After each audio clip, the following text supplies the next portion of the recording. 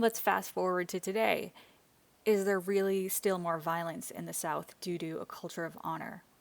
Nisbet's thesis is that the South retains a culture of honor rooted in those social, cultural, and economic pressures that established the region. He begins, like Noren Zion did with respect to religion, by reporting sociological data. In the sociological data he discusses, Southern culture of honor was operationalized as the proportion of the population that descended from Southerners.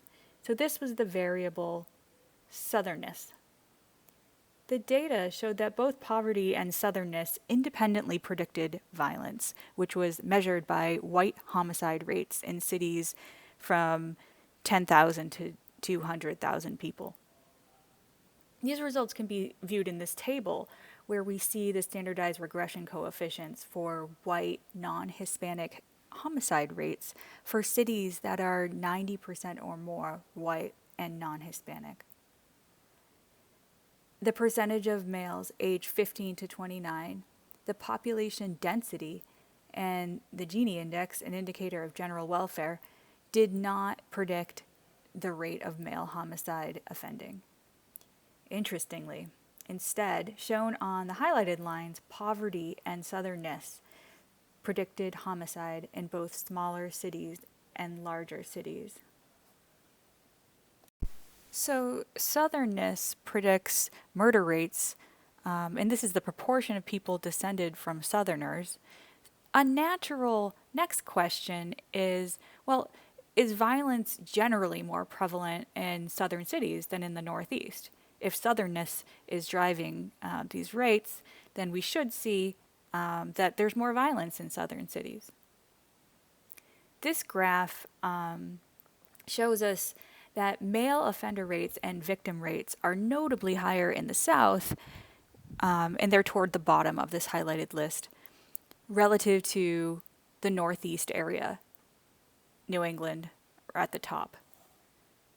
The violence ratio between the South and New England is higher in smaller cities and towns compared to larger cities, which might be surprising given the typical assumption that violence increases in more urban areas. These data support the possibility that white Southern violence is potentially more of a rural phenomenon. At this point, a question arises. What is Southernness really? Is Southernness tapping a culture of honor in people from the South? Or is Southernness correlated with, as Nisbet puts it, something else not yet measured that no one would want to call culture?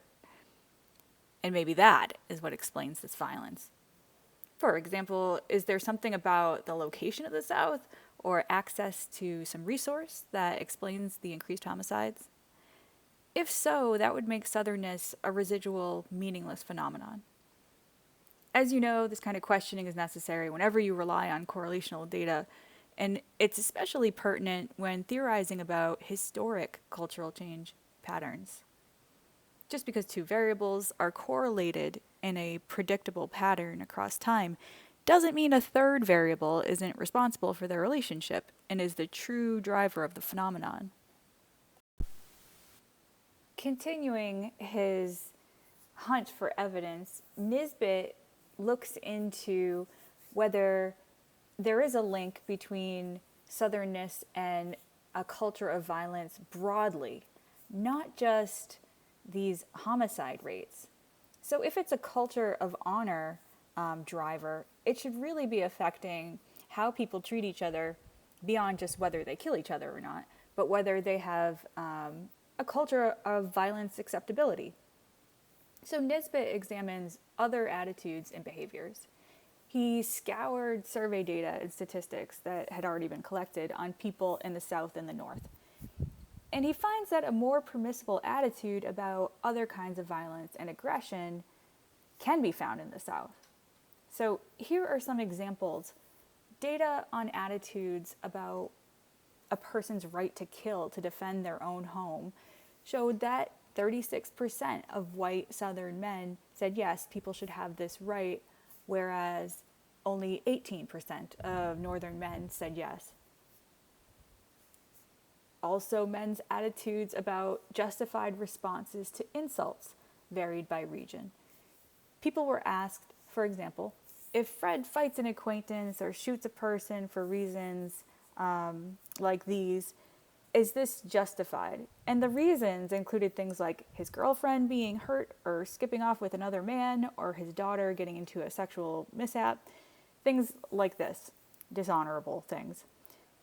Men in the South were more likely to say violence was justified across a range of these insulting or offensive interpersonal situations. Furthermore, it seems violence is socialized early in the South. There were higher rates of corporal punishment, and people were more likely to think that Southern dads, rather than Northern dads, would expect children to fight back if they were bullied. Regional data showed a similar pattern with respect to state laws about retreat, surrender, and compliance in the United States. In some states, killing an assailant is never allowed, and a person is expected to retreat, surrender, or comply. The idea is that it's reasonable to mandate such behaviors rather than kill in self-defense. Presumably, such mandates would be antithetic to Southern honor culture, which considered retreat and surrender dishonorable. This graph shows us some data suggesting that this is the case. On the y-axis, we have the percent of states requiring retreat, surrender, and compliance. On the x-axis, we can see northern, western, and southern states for retreat, surrender, and compliance codes. This graph shows that mandating retreat is much more prevalent in the North, shown in the highlighted light gray bars. The North is clearly the leader in all of these laws, with 30% requiring compliance and surrender compared to 10% or less in the South and West, and about 50% to nearly 90% of states in the North requiring retreat, compared to 25 to 50% in the South. So in general, in these regions, it's much more likely that people are not mandated to retreat rather than kill their assailant. The regional evidence is stronger support for the idea that it's a culture of honor, that this phenomenon should be understood at the cultural level. Let's dig into these laws about retreat a little bit more. The laws that oppose retreat mandates include stand your ground laws, which are sometimes called no duty to retreat laws. And these establish a right by which a person can defend the self or others against a threat or an event that they perceive as a threat, even to the point of applying lethal force, so killing, and regardless of whether safely retreating from the situation might have been possible. Such laws typically state that a person has no duty to retreat when they have the lawful right to be somewhere and are assailed. They may use any level of force if they reasonably believe that the threat rises to the level of being an imminent threat of serious bodily harm and or death. The castle doctrine is a common law doctrine, and this states that people have no duty to retreat their home or castle and can defend their property, person, or another person with reasonable force, including deadly force. Outside the home, however, a person has a duty to retreat before using deadly force if it's possible. Self-defense claims are not valid if the person could have safely retreated. The castle doctrine is an exception to this. Thus, in some states, castle doctrine and stand your ground laws are acceptable defenses for people who have been charged with criminal homicide. This map shows the states in dark green that have the maximally permissive stand your ground laws, permission to kill your assailant. Light green and blue are stand your ground variants. The legal right to stand your ground with deadly force is mostly granted in the South and West, we can see. By contrast, in most of the Northeast, and you can just look up to see New England in particular, only the castle doctrine applies. And they also have the very few instances of duty to retreat laws. What about punishing criminals?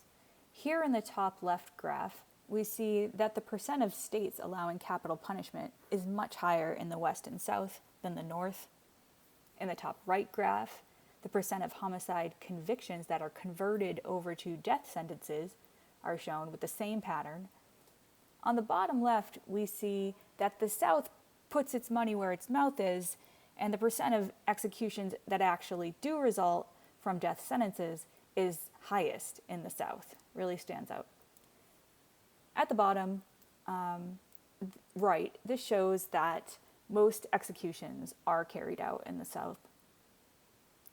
So even in the case of capital punishment, where killing is most likely to be considered deserved, people in the North are less likely to endorse execution. And similar to the spanking and bullying attitudes noted earlier, at the state level, differences in policy around individuals' punishment were observed as well.